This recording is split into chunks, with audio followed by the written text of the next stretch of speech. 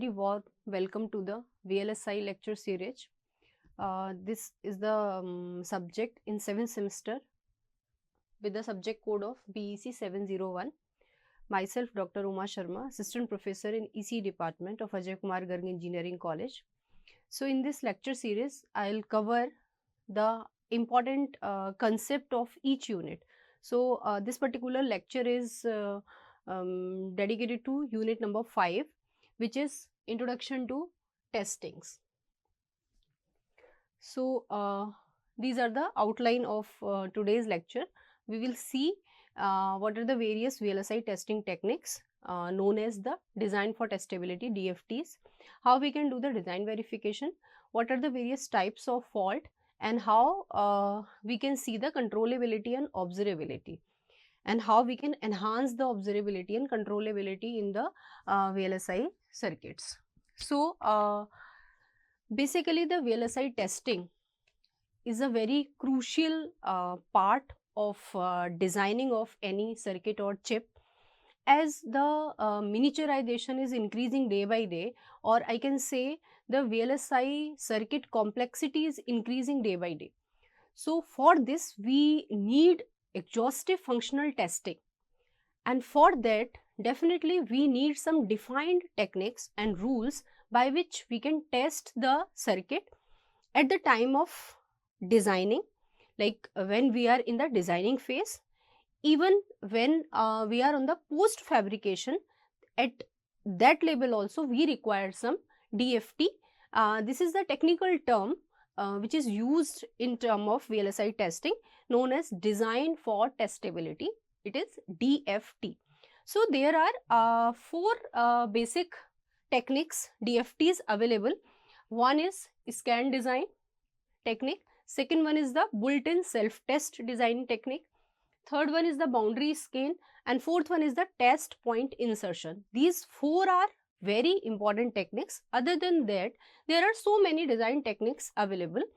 So, in this particular unit, you have to study these 4 design techniques or design for testability DFTs to test any VLSI circuit or system on chip SoC. The significance of testing is very high because the money involved in designing the complex systems is very high, and even if we are designing a circuit, so at logical level, if we are able to identify the fault, then the time, complexity, money requirement is very less. But if we are not able to detect the fault at the logical level and we are on the like board level, so the cost will increase 10 times. Now, suppose we are not able to identify the fault even at the board level, and your chip or your IC now is on the system, like in biomedical application or any defense application. So, in that case, the cost will increase again 10 times than the board level. So, you can see that that cost involved is very high, or time is also very crucial part. So, if we are able to identify the fault at very early stage, then it is very easy to solve that.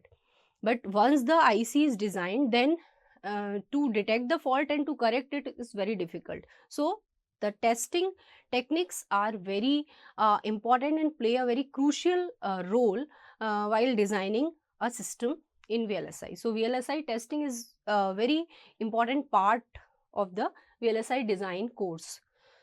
So, let us see what are these techniques. So, number 1, which is scan design. Scan design is a technique is used basically in the digital circuits. Like here we add multiple flip-flop which are known as the scan flip-flops to observe the stages in the system as well as to control every stage. So, by using additional flip-flop which are known as scan flip-flop, we can enhance the testability. So, this technique is known as scan design. Here we add multiple flip-flops or we can say the scan flip-flop as the testing element. In the second DFT, which is built-in self-test, and this technique is very much popular because this technique is like integrated on the chip. So scan design can be used as a separate testing methodology that we can use at the coding or programming level, where we generate the netlist. Built-in self-test, we can in this technique we add additional hardware on the chip itself, like the design passed through the scan based DFT. Now on the chip also we are having this beautiful DFT, which is known as built-in self-test, and this technique tests the chip itself by using the pattern generator and the response checker. In detail we will see how we can implement this technique. Third one is the boundary scan. So this particular technique is basically test the interconnection between the various modules. Suppose there is a system in which there are 5 modules are there. For example, one any biomedical application. So there are so many blocks, like one is flip-flop block, one is the oscillator block, one is the like image processing unit, and so on. So like there are 5 blocks and each modules are interconnected. So if there is any defect or any fault between a connection of 2 modules, so in that case definitely the output will be incorrect. So to check the interconnection between modules, this DFT can be used, which is known as boundary scan. Here we add some scan cells around the input output pin, like you have seen the various ICs, for example 741 IC. So we are having 8 pins only. So we can do anything by using 8 pins, because these 8 pins are under our control. But suppose there is a fault in between the interconnection of input stage, second stage and output stage of 741 IC, like internally there is a interconnect fault. So in that case we are not able to control it. So for that we can add some scan cells by which we can control the interconnection too. So this is boundary scan technique. And the fourth one is the test point insertion.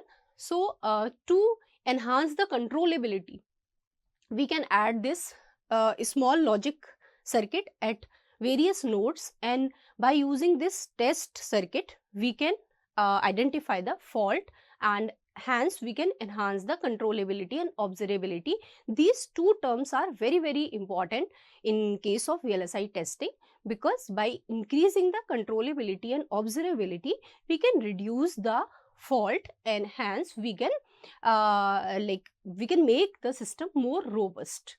So these 4 are the very important techniques, and in this unit you have to study like out of 4, 3 techniques you have to study. Now in this slide you can see that this is the design verification block diagram. So we are having suppose we are going to design an IC. So we are having some specification for which we have to design an IC. So by using these specifications we can do synthesis by any EDA tool. So after synthesis we will get the netlist, and at the time of specification, when we are defining the specification, so we know the output, what is the desired output of that particular system. Suppose I want to design a full adder.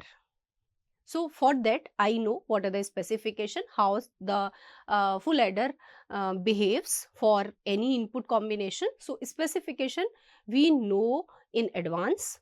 Similarly we know the output, like for 0, 1, if we add 0 and 1, then output sum will be equals to 1. So desired output we know. So now we are implementing that particular algorithm, that particular netlist. So for example we have synthesized the circuit, we are having netlist. When we provide the input signal to the particular simulator, so this simulator will compute the response, like for 0, 1, in case of full adder, for 0, 1 the output should be 1. So the response analysis will be done by response analyzer, which like compare the desired output with the computed output, and if both the things are same, that means there is no error and the design is verified. And suppose these two responses are different, that means definitely there is a error in the output. So again we change some design, we produce another netlist and we repeat the cycle. So this is how we can do the design verification, and this is all at the software level. Testing is important at the software level as well as the hardware level. So on the software it is easy to detect and easy to correct, but when we on the hardware part, so it is very difficult to even detect, and correct is like impossible things because we have to redo all the things. So here this slide shows the description of the design verification. So again just have a look, like specification, they defined circuit specifications and what is the desired function to be performed by that particular circuit. Then we do the synthesis matlab translation into the actual circuit design, that provide the netlist, and that netlist is basically define the actual circuit design. When we provide input to the actual circuit design, then by simulating on any simulator like Tanner or Cadence or any other simulator, so we will get the output, and this output is analyzed using this response analyzer. Then according to that we can modify or debug the circuit. So this is the verification loop which required during the design phase. Now come to the various defects which are available in the VLSI circuits. So first of all, you should know what is the definition of defect. So basically defect is a physical cause at the device or material level, and this is basically the modeling of physical imperfection. Defect is nothing but the representation of physical imperfections. So at the time of manufacturing, there may be some physical imperfection that are named as defects. For example, process defects, material defects, age defect and package defect. Like due to the multiple usage, there may be age defect. Age defect may result into the dielectric breakdown or electromigration. Similarly, if there is a defect in the material, if like crystal is imperfect, then this is results into crystal imperfection, cracks or surface contaminations. So these are the few examples of defects, and if there is a defect in the physical design, then definitely it will result into the error. So what is error? Error is nothing but is the effect of a defect. So if it is a defect, then definitely it will produce an error. So this is the very simple definition of error, and error is the effect of a defect. So the error is a wrong output signal or behavior that appear because of the defect in the system. Similarly, you can define the fault. There is a minor difference between all these things, like defect is effect of the error is the effect of a defect. Similarly, fault is the modeling of that particular physical defect, because in case of circuit designing, we know the method how to model that particular physical thing into the electrical term. So fault is basically a modeling of a physical defect. So a fault is a logical or functional representation of a defect at the circuit or system level. So in the VLSI testing, we generally model the physical defect as fault, that is to detect them using the simulations or test vector. So example of faults are stuck at 0 and 1, breezing and open fault, and these three faults are very important. In brief, you can see this table. So defect is at physical level, fault at logical or functional level, error at the behavioral level. So we have to handle all these things. Now come to the fault, because fault is the modeling type of defect. So this is very significant in term of VLSI testing. So again, fault can be defined into three category. One is the physical defect, then electrical defect, and logical defects. So physical defect, if we model the physical defect, like defect in the silicon substrate, photolithographic defects, mass contamination, these comes under the category of the physical defect. Similarly, if there is a bridging or shorting between the two wires or two modules, then it comes under the electrical fault. If there is an open or any permanent connection between two wires, that comes into the electrical fault. And due to the electrical fault, we definitely get some logical error in the design, so that results into the logical faults. So this is the third type of modeling of the defect, which is known as logical fault. And due to the logical fault, your circuit may stuck at 0 or 1, that we will see through the diagram or pictorial representation, that may result into the delay. So delay fault may arise, and bridging or bridging, and so on. So definitely there are three important fault modeling. One is at the physical level, then electrical level, and third one is the logical level. So you can see with this figure, this is the layout. This is the layout of a NOR gate, and in this layout there is a physical defect at this contact. We have seen the layout design in the unit 1. So you can recall that this is the physical design of a NOR gate, 2 input NOR gate. So there are 2 NMOS, 2 PMOS over there, and this is showing the contact, this cross mark. And if there is a defect over this contact, and if this defect is not identified at this physical level, then what happens?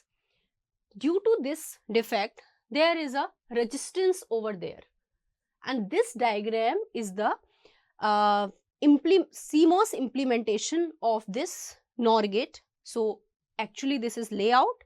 At the physical diagram, you can say this is the electrical diagram or circuit of a NOR gate. So in this circuit, all things are correct, like this is NOR gate, so though these two transistors are connected in parallel and these two are connected in series, but due to this fault, there is a resistance over there. Now what happens if there is a resistance here? That means this output node is connected to ground through this resistance. So whatever is the value of A and B, in all the cases, this Z is connected to ground. So see, in this logical diagram, this will result into the stuck at 0 fault. Stuck at 0 fault means whatever is the value of A and B, your output is always 0. Because of this resistance, your output node is, this is very small resistance, so this will connect this output node to the ground. So whatever is the value, if value of A and B, I mean if transistor A is on or off, there is no impact on the output because your output is connected to ground. So always this circuit will produce output as 0. So this fault is named as stuck at 0 fault. Similarly, you can see the various fault type in this circuit. This transistor at the physical level, if there is a defect, if there is a physical defect at this level, this transistor, this channel is always permanent, channel is there. So this is at stuck on. If due to any reason there is a breakdown between channel, physical defect, so that will result into the stuck off. If anyhow this Z is connected to the ground, if there is a small resistance form between Z and ground, so that will result in the bridging fault. So these are the fault types: stuck at 1, stuck on, stuck off, and bridging. So stuck at 1 and stuck at 0. These are two faults which permanently connect the output node either 1 or 0, and this will result into the logical error. If stuck on, then always leakage will take place. If stuck off, there is no connection, so there is a error. There may be some error at the output. And if bridging, then definitely connect, like this Z is always connected to ground, so that will result into error. So you can see the modeling of faults. If this is stuck off, this is stuck on. So this is the modeling of these fault. If there is a stuck at fault, like stuck on or off, they may produce the delay fault. So this is the outcome of stuck fault. Now come to the very important point, which is controllability and observability. So controllability is basically a measure how easily a test engineer or design engineer can set a logical value 0 or 1 at a particular node. So if you are able to set this, that means the circuit is under your control. For example, let's have a very simple example of AND gate. So if there are two input A and B and output is F. Suppose I want to set this F equals to 0. So this is very easy because we know the truth table of two input AND gate. 0 0 we will get 0, 0 1 we will get 0, 1 0 we will get 0, and here we get the 1. So to set output as 0 is very easy. If we set any of the input as 0, we can get the output 0. So it is very easy to control. But if we want to set it as F equals to 1, then it is difficult comparatively. It is very simple example of two input, but we are talking about the VLSI circuit where are n number of inputs are there, and like integration level is very high. So here in that case, if you compare these two cases, so setting 1 is difficult because we have to set A equals to 1, V equals to 1, then only we will get 1. So this is called controllability. So this circuit is controllable at 0, but more difficult to control at 1. So controllability is a measure how easy to set a particular node. Similarly, observability is a measure how easily a signal value at any internal node can be observed.